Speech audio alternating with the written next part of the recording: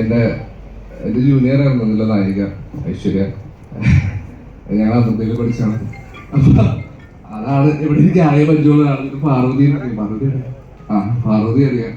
പിന്നെ sap Sean അത് എടാ സംഗീത വേണ്ട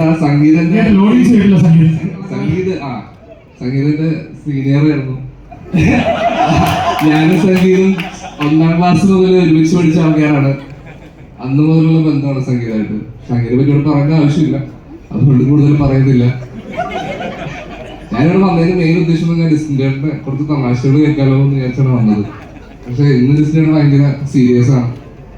അപ്പോ ഞാനിന്ന് വന്നതിന് വേറൊരു ഉദ്ദേശം കൂടി ഉണ്ട്. സിനിമയുടെ കഥയും കേൾക്കാനായിട്ട് എന്നോട് പറഞ്ഞിരുന്നു.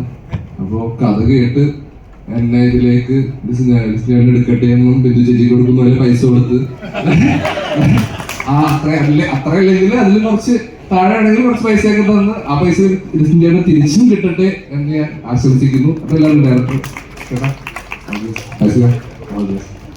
ഓക്കെ, എല്ലാവർക്കും all the best. Thank you.